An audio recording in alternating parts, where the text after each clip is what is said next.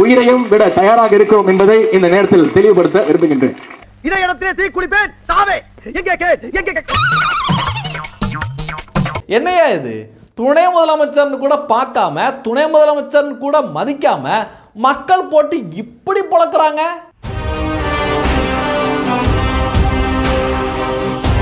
அனைவருக்கும் அன்பு வணக்கம். இன்னைக்கு ரொம்ப சூப்பரான செய்தி வந்திருக்கு, காமெடியான செய்திகளும் வந்திருக்கு. முதல்ல துணை முதலமைச்சர் உதயநிதி ஸ்டாலின் என்ன சொல்லியிருக்காரு அப்படின்னு பார்த்துடலாம். 100 பேர் அல்ல, ஆயிரக்கணக்கானோர் உயிரையும் கொடுத்து தமிழை காக்க தயாராக இருக்கின்றோம், உரிமைகளை காக்க உயிரை விட தயாராக இருக்கின்றோம் அப்படின்னு உணர்ச்சி பொங்க பேசியிருக்காப்ல. ஆனா இந்த உணர்ச்சி பொங்க பேசுறதுக்கு அவர் எடுத்துக்கிட்ட டைம் எவ்வளவு தெரியுமா? அதையும் கேளுங்க. நாங்கள் 100 பேர் அல்ல, ஆயிரக்கணக்கான உயிரை கொடுத்து தமிழை காக்க, எங்கள் உரிமைகளை காக்க உயிரையும் விட தயாராக இருக்கிறோம் என்பதை இந்த நேரத்தில் தெளிவுபடுத்த விரும்புகின்றேன். 10 செகண்ட் பேசியிருக்காருங்க. இந்த 10 செகண்ட்ல 5 வாட்டி துண்டு சீட்டை பார்த்துருக்காப்ல. அதாவது உணர்ச்சி பொங்க தன்னுடைய மனதில் இருக்கிறத பேசுறதுக்கு எதுக்கியா துண்டு சீட்டு? அதுவும் துண்டு சீட்டு வச்சிருக்கிறது தப்பு இல்லை, இப்படியா அதுக்குன்னு 10 செகண்டுக்கு 5 வாட்டி கழுத்தை குனிஞ்சு குனிஞ்சு நிமிர்ந்திருக்காப்ல. அந்த லட்சணத்துல தான் திராவிட மாடல் அரசாங்கத்தோட தமிழ் வளர்ச்சி இருக்கு. இவங்க தமிழை காப்பாற்றுற லட்சணமும் இதுதான். சரி, இப்படி ரொம்ப ஆக்ரோஷமா ரொம்ப எமோஷனலாக பேசியிருக்காரு துணை முதலமைச்சர். அதுக்கு தமிழக மக்களோட ரியாக்ஷனை பார்த்துருவோமா? மொத்தம் வதந்தி டிவியில் இதே நியூஸ் வந்துச்சு. அதுக்கு மக்கள் என்ன சொல்லியிருக்காங்க அப்படின்னு பார்த்தீங்கன்னா, 1700 பேர் வந்து ரியாக்ட் பண்ணியிருக்காங்க. அதில் 1400 பேர் என்ன பண்ணியிருக்காங்க, கக்கமுக்கா கக்கமுக்கா அப்படின்னு சிரித்து கண்ணா பின்னான்னு திட்டி வச்சுருக்காங்க. அதுக்கு கீழே சரி மக்கள் இப்படி சிரிச்சிருக்காங்களே, என்னடா துணை முதலமைச்சருக்கு என்ன அவங்க வந்து கமெண்ட் பண்ணியிருக்காங்க அப்படின்னு பார்த்தீங்கன்னா, கயிறு வெறும் 10 ரூபாய் மட்டும்தான் அப்படின்னு ஒருத்தர் வந்து சொல்லியிருக்காரு. இன்னொருத்தர் என்ன சொல்லியிருக்காருன்னா, இதை உங்கள் குடும்பத்தில இருந்தே தொடங்கினா நல்லா இருக்கும். நம்ம உயிரை விடுவோன்னு சொன்னீங்களே, அதை உங்கள் குடும்பத்தில இருந்தே தொடங்கினீங்கன்னா ரொம்ப சிறப்பாக இருக்கும் அப்படின்னு இன்னொருத்தர் சொல்லியிருக்காரு.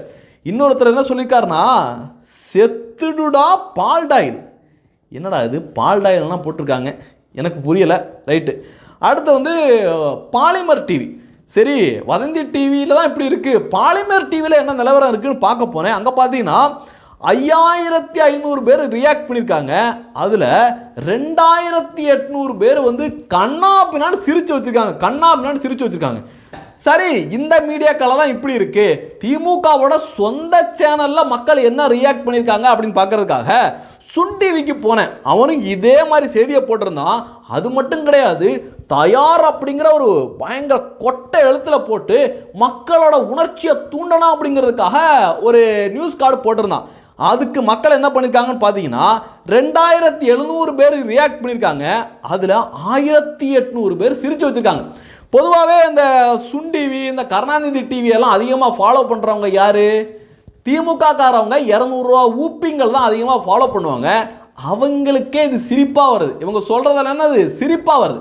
மக்கள் திமுகவோட இந்த டிராமாவை சிரிக்க தான் செய்கிறாங்களே தவிர மக்களுக்கு கொஞ்சம் கூட பிடிக்கல. இவங்க சொல்றதுல கொஞ்சம் கூட உடன்பாடே கிடையாது அப்படிங்கிறது தான் நிதர்சனமான உண்மை.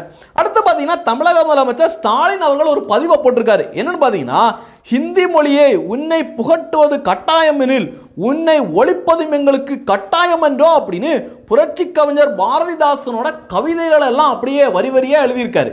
இவ்வளோ கஷ்டப்பட்டு எழுதியிருக்காரு, எங்கேருந்தோ தேடி கண்டுபிடிச்சு எழுதியிருக்காரன்னு அப்படின்னு கூட பார்க்காம நம்ம தமிழக மக்கள் என்ன தெரியுமா பண்ணி வச்சிருக்காங்க? ஆக சங்கிலி பருப்பு தாலி அரிப்பு, தமிழை காப்பாத்துங்க முதல்ல அப்படின்னு சொல்லியிருக்காரு. என்னடா இது, முதலமைச்சர் ஸ்டாலின் அவர்கள்ட்ட இருந்து தமிழை காப்பாத்துங்க அப்படின்னு ஒரு இதை போட்டிருக்காரு. என்னதான் தெரிஞ்சுக்கிறதுக்காக இணையதளத்தில் தேடினேன். அப்ப எனக்கு ஒரு வீடியோ கிடைச்சது, அதை பாருங்களேன். கொலை, கொள்ளை, கற்பழிப்பு, பாலியல் பலாத்காரம், சங்கிலி பருப்பு தாலி அரிப்பு. சங்கிலி பருப்பு தாலி அரிப்பா? இதெல்லாம் நம்மளுடைய தமிழ் டிக்ஷனரியிலே கிடையாது. எந்த மாதிரி சொல்லியிருக்காரு? ஆனால் தமிழக மக்களை உண்மையிலே பாராட்டுங்க. இன்னைக்கு தேடி தேடி தேடி தேடி இவங்களுடைய ஹிந்தி எதிர்ப்பை கண்ணா பின்னான்னு தூக்கி போட்டு மிதிக்கிறாங்க. அடுத்து பாத்தீங்கன்னா இதே பதிவுக்கு கீழே இன்னொரு தமிழர் என்ன கேட்டிருக்காருன்னு பாத்தீங்கன்னா, எங்க இதை பார்க்காம சொல்லுங்க பாப்போம் அப்படின்னு கேட்டிருக்காரு. ஏன் அப்படி பண்றீங்க? நம்ம முதலமைச்சர் அவரு. நான் என்ன கேட்கிறேன்னா, நீங்க அதை பார்க்காம சொல்லுங்க அப்படின்னு கேட்டிருக்கீங்க. இதை பார்த்து யாராவது ஒருத்தவங்க முதலமைச்சர் ஸ்டாலின் அவர்கள்ட்ட நீங்க இதை பார்த்து படிங்க அப்படின்னு சொன்னா அவர் எங்க போவாரு, என்ன பண்ணுவாரு? தயவு செஞ்சு இப்படிலாம் பண்ணாதீங்க. என்னடா பண்றீங்க? என்னையா இது? தமிழக முதலமைச்சர் ஸ்டாலின் அவர்கள் என்ன சொல்றாரு? மும்மொழி கொள்கை தேவையே கிடையாது அப்படின்னு சொல்றாரு. தமிழக மக்கள் எல்லாமே அப்படிதான் நினைக்கிறாங்க அப்படின்னு திமுக காரங்க உருட்டுறாங்க. ஆனா முதலமைச்சர் ஸ்டாலின் அவர்களுக்கு இன்னைக்கு கடிதம் எழுதியிருக்காங்க. மத்திய அரசு கொண்டு வந்துள்ள தேசிய கல்விக் கொள்கையை தமிழகத்தில் அமல்படுத்த வேண்டும் என்று தமிழக மொழி சிறுபான்மை பேரவை சார்பில் முதலமைச்சர் ஸ்டாலினுக்கு கடிதம். அதாவது சிறுபான்மை மொழியை சேர்ந்தவங்க கடிதம் எழுதியிருக்காங்க. இது உண்மையான விஷயம் தானே? தமிழகத்தில் பார்த்தீங்கன்னா 2 கோடி மக்கள் தெலுங்கு பேசுகிற மக்கள் இருக்காங்க அப்படின்னு ஒரு சர்வே சொல்லுது. அவங்களுக்கெல்லாம் 3வது மொழியாக நீங்கள் வந்து ஹிந்தியெல்லாம் வைக்க வேண்டாம், தெலுங்கு வைக்கலாம், கன்னடம் வைக்கலாம், மலையாளிஸ் இருப்பாங்க அவங்களுக்கு மலையாளம் வைக்கலாம், இதில் உருது உருது ஏற்கனவே இருக்குது. உருது மேலே உங்களுக்கு அதிக பற்று இருக்குன்னு எல்லாருக்குமே தெரியும். உருது ஏற்கனவே தமிழகத்துக்குள்ள 3வது மொழியாக பூந்துச்சு. 3வது மொழி கிடையாது. தமிழுக்கு பதிலாக நீங்கள் தமிழே படிக்க வேண்டாம், உருது படிங்க அப்படிங்கிற மானங்கட்ட செயலே நடக்குது. ஆனால் மும்மொழி கொள்கை மட்டும் உங்களுக்கு வேண்டவே வேண்டாம். அடுத்து பார்த்தீங்கன்னா சோசப் விஜய் இந்த ஹிந்தி எதிர்ப்பு நாடகத்தில் அண்ணாமலை அவர்கள்ட்ட சிக்கி சின்ன பின்னமானதில்ல. முதல் இடத்துல இருக்கிறது யாருன்னு பார்த்தீங்கன்னா சோசப் விஜய். பயங்கரமாக நாடகம் போட்டு நானும் ஹிந்தி எதிர்ப்பாளர் தெரியுமா, நானும் மும்மொழி கொள்கைக்கு எதிரானவன் தெரியுமா அப்படின்னு டிராமாவை போட அண்ணாமலை அவர்கள் வெளிப்படையாக சொல்லிட்டாரு. எப்பா சோசப் விஜய் மாதிரி ஹிந்தி பள்ளிக்கூடத்தை நடத்துறாப்ல அப்படின்னு ஒரு டாக்குமெண்ட் வெளியிட்டாரு. இன்னைக்கு நிறைய வீடியோக்கள் வெளிவந்துட்டு இருக்கு. சோசப் விஜயோட பள்ளிக்கூடங்கள் அப்படியே சொகுசா இருக்கு. ஹிந்தி உள்ள பள்ளிக்கூடங்கள் ரொம்ப சொகுசா இருக்கு. அங்க தமிழ்ல யாராவது அம்மா அப்படிங்கிற வார்த்தையை சொன்னா கூட ஃபைனை போட்டுறாங்களாம். அவ்வளோ கேவலமா ஒரு பள்ளிக்கூடத்தை, ஒரு ஹிந்தி பள்ளிக்கூடத்தை நடத்திவிட்டு தமிழக மக்கள்கிட்ட அட்வைஸ் பண்றாப்ல.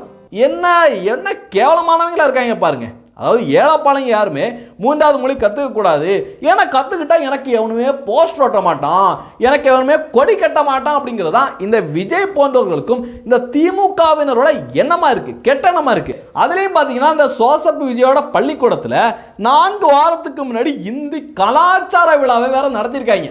அந்த புகைப்படம்லாம் இன்னைக்கு வெளிவந்து விஜய போட்டு நார கிழிக்கிறாங்க. எப்பா சாமி நான் தெரியாம சொல்லிட்டேன்டா அப்படின்னு இன்னைக்கு ஓடுற நிலைமையாகி போச்சு. விஜய் ரசிகர்களால இதுக்கு முட்டு கொடுக்கவே முடியல. கண்ணா பின்னான்னு அடிச்சுட்டு வராங்க, மக்கள் கண்ணா பின்னான்னு மிதிச்சுட்டு வராங்க.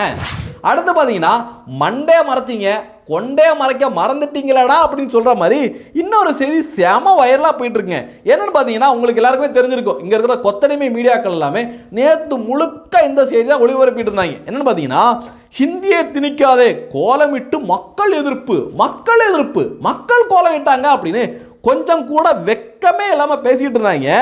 அதை வந்து நம்முடைய பள்ளிக்கல்வித்துறை அமைச்சர் அன்பில் மகேஷ் பொய்யாமொழி கூட ஷேர் பண்ணி ரொம்ப பெருமிதத்தோட தமிழன் என்று சொல்லடா அப்படிங்கிற மாதிரி புதிய தரநிலையோட நியூஸ் எல்லாம் வந்து ஷேர் பண்ணி பயங்கர மகிழ்ச்சியில் இருந்தாங்க. ஆனால் என்ன பண்ணுறது, இவங்க காலையில் இந்த செய்தியை போடுறாங்க, மத்தியானம் ஜனம் தமிழ் அந்த ஏரியாவுக்கு போய் மக்கள்கிட்ட பேட்டி எடுத்தாங்க. அந்த பேட்டியை பார்த்த உடனே மக்கள் இன்னைக்கு காரி துப்புறாங்க. ஒட்டுமொத்த தமிழக மக்களும் திமுகவை காரி துப்புறாங்க. அந்த வீடியோ பார்த்துடலாம். எதுக்குங்க நான் போட்டிருக்காங்க? அது அந்த கிந்தி இங்க வரக்கூடாது நீ சொல்ற கிந்தி மொழி பாடத்துல அதை சொல்லிதான் போட்டிருக்காங்க. சரிங்கண்ணா. ஆனா நம்ம பசங்க எந்த ஸ்கூல்ல படிக்கிறாங்கண்ணா? கொஞ்சம் லிட்டில் ஸ்கூலி அங்க ஹிந்தி இருக்குதுங்களாண்ணா? இருக்கு. நான் போல அட படுவாவி பயிரோல எவ்வளோ கேவலமானவங்களா இருக்காங்க பாருங்க. அதாவது அந்த பெற்றோர்கள் தங்களுடைய, அதாவது அவங்களுக்கு புரிஞ்சு போச்சு இந்த திமுக அரசாங்கம் நமக்காக எந்த விதமான கல்வி முன்னேற்றத்தையும் பண்ண மாட்டாங்க, நம்ம குழந்தைகளை கஷ்டப்பட்டாலும், அவங்க பெட்டிக்கடை தான் வச்சுருக்காங்கன்னு நினைக்கிறேன், கஷ்டப்பட்டாலும் நம்ம வந்து பிரைவேட் பள்ளிக்கூடத்தில் சேர்த்து நம்ம மும்மொழியை படிக்க வைப்போம் அப்படின்னு படிக்க வச்சுட்டு இருக்காங்க. அவங்களுக்கே தெரியாமல் அவங்க வீட்டு வாசலில் கோலத்தை போட்டிருக்காங்க, ஹிந்தி ஒழியா அப்படின்னு கோலத்தை போட்டிருக்காங்க. அடுத்து பாருங்களேன். நான் போடல. நீங்க போடலீங்களா? ஏன்னா உங்க வீடு தானே? ஆமா எங்க வீடு தான். இது வரைக்கும் நான் எங்க போட்டேன். இந்த கோலம் மட்டும் நீங்க போட்டீங்க, அது நீங்க போடல. இது கோலம் நீங்க போட்டீங்களாண்ணா? இது அவங்க போட்டாங்க. நீங்க போடலீங்களா? அக்கா, காலையில இந்த கோலம் எல்லா செய்தி ஊடகத்திலயும் பயங்கர பரபரப்பா போச்சு. நம்ம வீட்டு வாசல்ல போட்டிருக்கோம். இந்த கோலத்துல என்ன போட்டிருக்குங்கக்கா? என்ன போட்டிருக்கு? படிக்கலையா? எவ்வளவு காமெடியா இருக்கு பாருங்க. மக்களுக்கே தெரியாம அவங்க வீட்டு வாசல்ல கோலத்தை போட்டு இது வந்து மக்கள் எதிர்ப்பு தெரிவிக்கிறாங்க அப்படின்னு திமுக காரங்க பரப்பலாம். அது வந்து அவங்களோட அரசியல். ஆனா இங்க இருக்கிற மீடியாக்களுக்கு எங்கடா புத்தி போச்சு? உங்களுக்கு எங்கடா புத்தி போச்சு?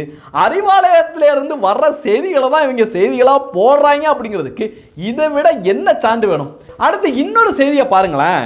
என்ன சொல்றாங்கன்னா, நீங்க தேர்ட் லாங்குவேஜா ஹிந்தி படிங்க, நான் வந்து காசு தரேன் அப்படின்றாங்க. மத்திய அரசு செய்தியாளர்களோட லட்சணத்தை பாருங்க. மத்திய அரசு ஹிந்தி படிங்கன்னு சொல்றாங்களா, அது படிச்சா உங்களுக்கு காசு தர்றேன்னு சொல்றாங்களா? என்ன மாதிரி பரப்புறாங்க பாத்தீங்களா? என்ன மாதிரி கேள்வி கேட்கறாங்க பாருங்க. இவங்க எப்படி கேள்வி கேட்டாலும் தமிழக மக்கள் நாங்க ஏமாற மாட்டோம் அப்படின்னு இன்னைக்கு மக்கள் உஷாராயிட்டாங்க. அவர் ரொம்ப தெளிவா சொல்றாரு. எதை வேணாலும் எடுத்து படிங்கன்னு அவங்க சொல்லியிருக்காங்க. ஹிந்தி படிங்கன்னு சொல்ல, நாம வந்து இந்தியை நினைச்சிட்டு அதை பத்தி பேசிட்டு இருக்கிறோம். தேர்ட் லாங்குவேஜ் எதனாலும் எடுத்து படிங்கன்னு தான் சொல்லியிருக்காங்க, ஹிந்தி படிங்கன்னு சொல்லலை அப்படின்னு இன்னைக்கு சரியான பதிலடியை கொடுத்துருக்காங்க. இந்த வீடியோ கூட இன்னைக்கு இணையதளத்தில் செம வைரலாக போயிட்டு இருக்கு. அடுத்து பார்த்தீங்கன்னா தந்தி டிவியில் ஒரு விவாத நிகழ்ச்சி நடக்குது. அந்த விவாத நிகழ்ச்சியில் எப்பா நீங்க எல்லாம் ஹிந்தி ஒழிகன்னு சொல்றீங்கல்ல, ஆனா உங்களுடைய தலைவர் ஸ்டாலின் அவர்களுடைய மகள் நடத்துற பள்ளிக்கூடத்தில் ஹிந்தி இருக்கு அப்படின்னு கேட்ட உடனே அந்த திமுகவை சேர்ந்த அந்த கொத்தடிமை சொன்ன பதிலை கேட்டீங்கன்னா உண்மையிலே நீங்களே அதிர்ந்து போவீங்க. அவங்க சொந்த உரிமை சார், என்ன சார் நியாயமா இருக்குது? அது போல அவங்க வியாபார உரிமை, ஒரு தனி மனிதனோட வியாபார உரிமை. அது போல நீங்க தள்ளுறீங்க. அங்க சிபிஎஸ்இ இருக்கலாம், காலேஜ் அவங்க தனி உரிமை சார். எவ்வளவு கேவலமானவங்களா இருக்காங்க பாருங்க. அதாவது திமுக காரவங்க தமிழகத்துக்குள்ள ஹிந்தி கொண்டு வந்து ஸ்டாலின் அவர்களுடைய மகள் ஹிந்தி கிளாஸ் நடத்தினா அது அவங்களுடைய சொந்த உரிமை, அவங்களுடைய பிசினஸ். எவ்வளவு விசித்திரமானவங்களா இருக்காங்க பாருங்க. தமிழக மக்களை எப்படினாலும் ஏமாத்திரலாம், நம்ம வந்து நம்முடைய பிள்ளைங்களை மட்டும் நம்ம வந்து சிபிஎஸ்இ பள்ளிக்கூடங்களை படிக்க வச்சிடலாம் அப்படிங்கிற ஒரு கொடூரமான மனப்பான்மையோட தான் இந்த திமுக காரங்க செயல்பட்டு இருக்காங்க.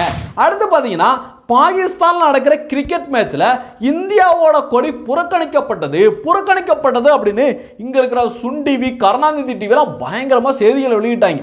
நம்ம கூட நினைக்கலாம் இவங்களுக்கு பயங்கரமா தேசபக்தி வந்துருச்சு போல இருக்கு, கவலையில சொல்றாங்க போல இருக்குன்னு நம்ம நினைக்கலாம். ஆனா அது உண்மை கிடையாது. இந்தியா கொடி புறக்கணிக்கப்பட்டது அப்படின்னு சொல்றதன் மூலமாக பிரதமர் நரேந்திர மோடி அவர்களுக்கு அந்த கொடியை வந்து அங்க வைக்கணும்னு சொல்ற அளவுக்கு அவரால் முடியல அப்படிங்கிற மாதிரி ஒரு பிம்பத்தை கட்டமைக்கணும் அப்படிங்கிறதுக்காக எல்லா நியூஸ் சேனலும், தமிழகத்தில் எல்லா நியூஸ் சேனலும் பயங்கரமா செய்தியை போட்டுட்டு இருந்தாங்க. அப்ப கூட பாகிஸ்தானை சேர்ந்த அந்த நாட்டை சேர்ந்த கிரிக்கெட் போர்டுல இருந்து என்ன சொன்னாங்க தெரியுமா? இந்தியா எங்கள் நாட்டிலேருந்து விளையாடலை, அதனால் அவங்க கொடியெல்லாம் நாங்கள் போட மாட்டோம். அது மட்டும் இல்லை, இந்தியாவோட ஜெர்சியில் எங்களுடைய பாகிஸ்தான் அடையாளத்தை அவங்களாம் போட முடியாதுன்னு சொல்லிட்டாங்க அப்படிங்கிற மாதிரி தெனாவட்ட பதில் சொன்னாங்க. ஆனால் பார்த்தீங்கன்னா இன்னைக்கு ஒரு செய்தி வந்திருக்கு. கெத்தா பாகிஸ்தானில் கெத்தா இந்தியா கொடி பறக்குது அப்படிங்கிற செய்தி வந்திருக்கு. இவங்க பாகிஸ்தான்லாம் நம்ம இந்தியாவோட எச்சம் தான். அவனுங்கெல்லாம் வந்து இந்தியாவை எதிர்க்கிறேன் அப்படின்னு சொன்னோன்னா இங்கே இருக்கிற மீடியாக்கள்லாம் பார்த்தீங்களா பாகிஸ்தான் எதிர்க்குது அப்படின்னு பயங்கரமாக பேசிட்டு இருந்தாங்க. பிரதமர் நரேந்திர மோடி அவர்கள் எங்கே பேசணுமோ அங்கே பேசி, எங்கே தட்டணுமோ அங்கே தட்டி, என்னுடைய கொடியை வைக்கிறியா இல்லையா அப்படின்னு பாகிஸ்தானை போட்டு மிதிச்ச மிதியில் அவன் இன்னைக்கு வழிக்கு வந்திருக்கான். ஆனால் இந்த கொடியை வச்சாங்கல்ல, அந்த செய்தி தமிழக மீடியாக்கள்ல பெரும்பாலான மீடியாக்கள்ல வரல. குறிப்பா சுன் டிவி, கருணாநிதி டிவி இவனுங்களாம் அந்த செய்தியை போடவே இல்லை. அப்ப இவங்களோட உள்நோக்கம் எப்படி இருக்கு அப்படிங்கிறத பாருங்களேன். அடுத்து பார்த்தீங்கன்னா மகா கும்பமேளாவில் அங்கே புனித நீராடுறவங்களுக்கு வந்து தண்ணி சரியில்லை, கங்கை நீர் ரொம்ப அசுத்தமாக இருக்குது, அங்கே இவ்வளோ பிரச்சனைகள் இருக்குது அப்படின்னு தமிழக மீடியாக்கெல்லாம் ஓதி பெருசாக்குறாங்க. இந்த காங்கிரஸ் போன்ற அல்லக்கைகள்லாம் அகில இந்தியா முழுவதும் பிரச்சாரம் பண்ணாங்க. இந்த மகா கும்பமேளா நடந்ததுலேருந்து எல்லா பயலோட கண்ணும் அதில் தான் இருக்குது. என்னையா இது, இவங்க இப்படியே விட்டாங்கன்னா இந்துக்கள் எல்லாம் மேலும் மேலும் ஒற்றுமைப்படுத்திட்டே போகிறாங்களே, ஐயோ அப்படின்னு கதறாதவங்க இல்லை, பயங்கரமாக கதறிட்டு வந்தாங்க. தமிழகத்தில் கூட கங்கை நீர் மாசுவாயிருச்சு, மக்கள் குளிக்க முடியாத அளவுக்கு போயிருச்சு அப்படின்னு பயங்கரமாக வதந்திரம் கிளப்பிட்டு வந்தாங்க. ஆனால் இன்னைக்கு உத்தரப்பிரதேச முதலமைச்சர் யோகி ஆதித்யநாத், காவி முதல்வர் யோகி ஆதித்யநாத் மிக முக்கியமான தகவலை சொல்லியிருக்காரு. மகா கும்பமேளா திரிவேணி சங்கமத்தில் அசுத்தம் கலப்பதில்லை, மாதுள மாசு கட்டுப்பாடு வாரியம் அந்நீரை தொடர்ந்து கண்காணித்து வருகிறது, நீராடி வழிபட மட்டுமல்ல குடிக்கவும் அந்த நீர் ஏற்றது அப்படின்னு ரொம்ப தெளிவாக சொல்லியிருக்காரு.